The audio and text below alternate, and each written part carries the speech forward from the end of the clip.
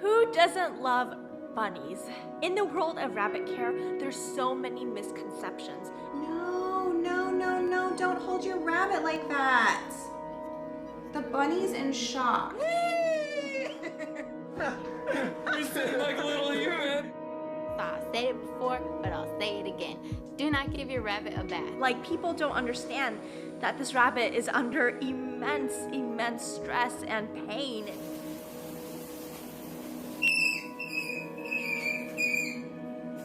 In order for them to scream, something severely terrifying has to occur. Obviously, show the kids. So some people may misinterpret a rabbit's fear responses as something positive when it's not the case. There's such a lack of education when it comes to rabbit welfare and rabbit care. There's still a lot of work that needs to be done.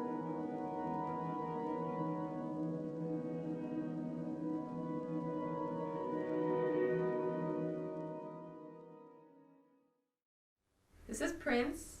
He's an old bunny. He turns 12 in just a couple of weeks. Domestic rabbits live for anywhere from 8 to 12 years, depending on the breed.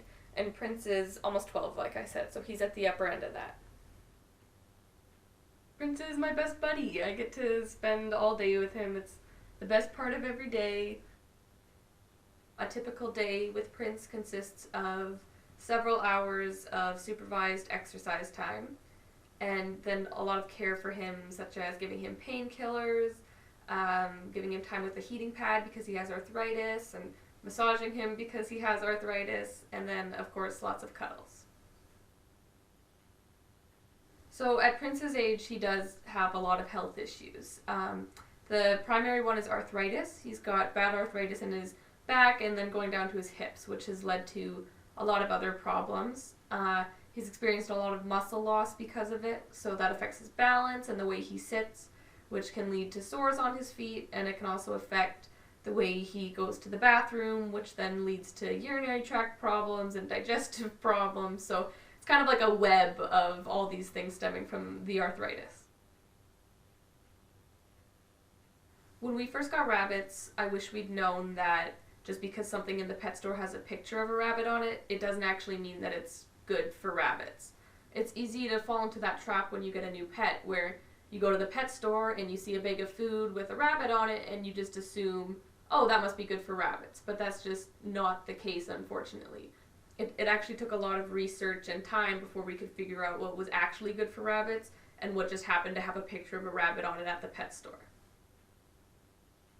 Rabbits walk a fine line because on one hand they're sociable creatures and they need tons of time and energy and attention, but at the same time they're prey animals, so they're not going to be as confident engaging with you and playing with you and bonding with you as, say, a cat or a dog might.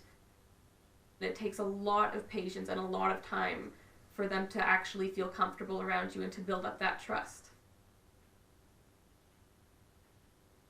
Having rabbits has made me a lot more aware of the products that I buy. Unfortunately, a lot of products today are still tested on animals and on rabbits, just like Prince. And that just didn't really sit well with me, to have this little bunny who I love so much and then be buying products that were tested on animals in really terrible ways. So I started researching products and companies just to make sure the stuff I was buying was cruelty-free. And I think that's a really easy step that anyone can take just to help rabbits and other animals that are tested on. It's literally just a quick Google search, does this company test on animals? And then you're good to go. There's also tons of resources online, tons of companies that gather data on these companies to see who's cruelty-free, who sells where. So there's really, in my opinion, no excuse not to do it when there's so many options out there. Taking care of Prince has always been a demanding job, from when he was a baby till now in his old age. But for me, all the energy that goes into taking care of him is completely worth it.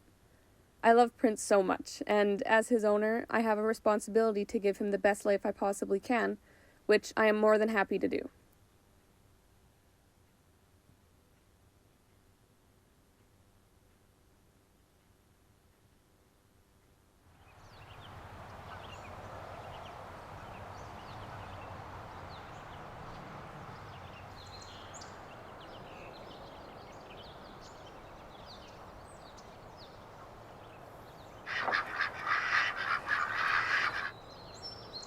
In 2008 in Kelowna, they had a crazy bunny population. They were breeding like rabbits do, and people were just kept dropping their bunnies off. And although people love to go down there and see them and feed them and interact with them, it wasn't good for the bunnies. They were getting run over, dogs were catching them, other predators were catching them. They were going through all the beautiful gardens that people had for their businesses. So the city decided to cull them. We were contacted to see if we could catch some bunnies, which we did, and then I kind of just fell in love with bunnies, and I don't know what happened, but now we have a sanctuary. Domestic rabbits turn into feral rabbits very quickly. They have babies starting at 4 and 5 months. They can have babies, they have them every 31 to 33 days. So the populations explode incredibly quickly. It's sure a lot easier to catch, 2 little bunnies running around outside than it is to catch a colony. And a colony can be an easy 60 bunnies and up. And then you've got to spay and neuter them all, and you got to find somebody who will take them. It's really a difficult situation. People think it's okay to set the rabbits free because they think the rabbits will do well outside. But these domestic rabbits are not like wild rabbits. They just don't have the same kind of coping skills that a wild rabbit has. Rabbits are very much impulse pets. They're impulse purchases, they're cute, they're tiny. The kids are screaming when they see them in the pet store that they want them. And then the parents, they go, what can the harm be? We'll just get a bunny or 2. But the harm is that baby bunnies are not adult bunnies. They're really cute until they kind of hit bunny puberty. And then they're not really cute. If they're not spayed and neutered right away, they start getting very aggressive. So this cute little baby now is marking your entire house, chewing up all your cords, eating all your drywall. But they were so cute, you just had to have it. But now you don't want it anymore. So the easiest thing to do is just open up the door and tell the kids, oh, I don't know, the bunny escaped. So they don't realize how much cleanup there is, how much work there is with a rabbit. They think they're going to be more like cats, and although obviously they get along with cats, they are not like cats. They're their own little entity. They don't play fetch, which is something that people have actually said to me when they're dropping bunnies off, that their bunnies didn't play fetch. They're a prey animal.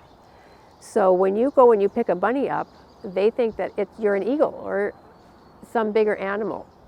So they're not as interactive as a cat or a dog. And they also are, according to my vet, one of the most expensive animals to have as a family member. I do think rabbits definitely are misunderstood. People don't do their research on them. They don't understand what kind of an animal a rabbit is. Rabbits are not rodents, they're actually lagomorphs. And although that doesn't seem like, who cares whether they're a lagomorph or a rodent, it just means that rabbits are a specific breed unto themselves. They're not like rodents. They have different problems and different strengths. My advice, if somebody wanted to get a rabbit, is really do your research, call me, and I will walk you through it. It's not that people shouldn't get rabbits as family members, but they should make sure it's going to be the right fit for their family. I love our rabbits, and they're just a very gentle, easygoing animal that just wants to live a bunny life. I have a lot of animals. I don't have any other animals that are anything like the rabbits. They're just a very unique species.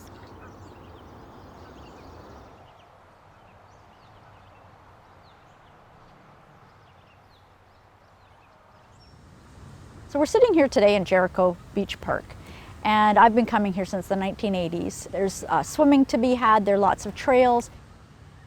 There were always rabbits scampering around, especially in and near the tennis courts and near the sailing center where I used to sail. Sometimes you'd see hundreds of them. Generally, they are abandoned pets that have been left to breed. And there are signs up everywhere that talk about this being an ecologically sensitive area, and yet people are just abandoning rabbits. You see people frequently feeding rabbits, bringing all kinds of food down for the rabbits, which is illegal and shouldn't be done.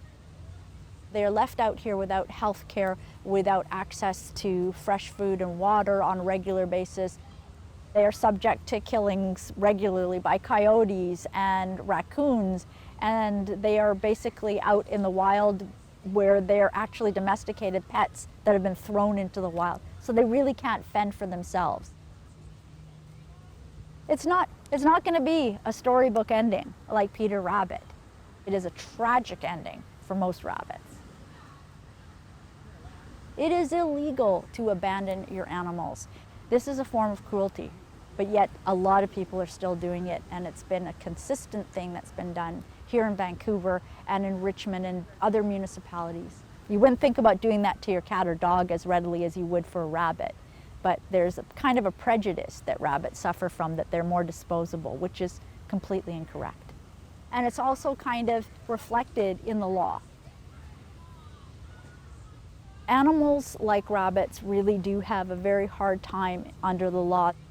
And then it becomes an issue where, do the wildlife laws apply here? And are these rabbits subject to culling? I don't believe in culling is a way to control populations in the first place. Basically, the animals really need to be treated to vet care, and they need to be rehomed as pets, not be treated as wildlife. Part of the difficulty with rabbits is they are classified under so many different laws. And I wrote an article for the Lawyer's Daily. The section that I want to quote from was The Sad Life of a Rabbit. And I wrote here, quote, "I cannot think of another animal quite like the unfortunate rabbit who is at the intersection of science as a lab test animal, agriculture as an intensely farmed rabbit meat, thirdly for fashion, for fur garments and trinkets, entertainment such as show rabbits, and vermin as pests." The sad roles that rabbits have been forced to play is no fault of their own. They're small, timid animals. They're easily preyed upon both by other wildlife and by humans. They are treated incredibly badly because of the intersection of all the ways that they can be used and abused. In June 2019, Canada came really close to passing a bill to ban animal cosmetic testing. And that would have really benefited rabbits. Unfortunately, the bill ended up not passing at the last minute. Canada could have been the 40th country to ban animal testing if the law had passed in 2019. So it's not like other laws and other countries haven't happened. They have. I mean, Canada is really far behind on that one. There's lots of different ways of doing testing without harming animals. The banning of the sale of cats, dogs, and rabbits in pet stores has had some impact, because it's a good idea, a very good idea, because a lot of the animals that are supplied to pet stores come from puppy mills, kitten mills, and rabbit mills. And they're basically bred over and over and over in these horrendous mills, treated like garbage, and then sent off to the pet store to be sold. If every single municipality across the board said, we are not going to sell rabbits, cats, and dogs in pet stores, that would be huge. Why? Because it would signal to the public that animals are not commodities. That you can't just go to the mall one day and pick up a rabbit, pick up a cat, just on an impulse. Don't buy a pet in the first place. You should always be adopting, not shopping for pets. Pets are not commodities. Animals should not be classified as commodities or things under the law. They're not disposable to be thrown away once you're finished with them. If people are going to get a rabbit, they should go to a reputable shelter. And so can the laws catch up with how animals should be treated in society. But we need to overcome the very big one, and that is to move away from the idea of animals as property. How do animals get access to justice? How do these animals, any animal that is used by humans, how are they able to have any kind of rights and have those enforced? Humans need to take responsibility. So really, what it comes down to is, are humans going to take responsibility for the damage that they're inflicting on animals? And that includes rabbits. So the greatest predator of a rabbit is probably not that raccoon, but is probably a human.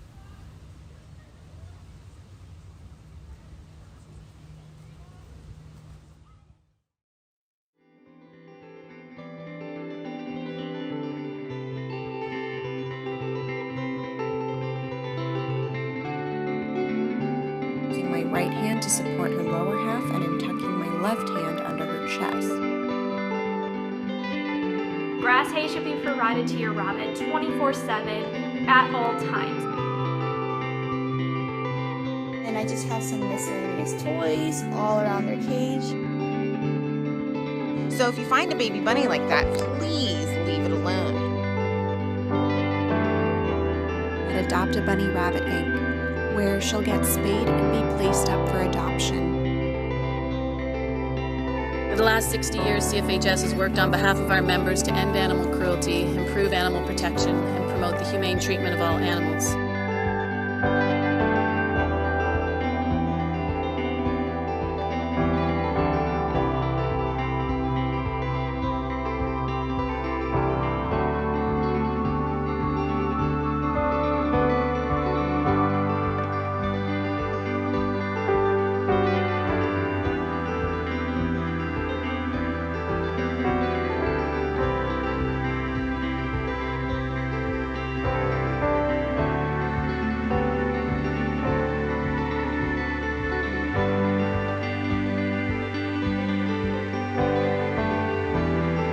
Most of all, we just want to help these little guys. They are little animals with no voices, and they need our voice to help them.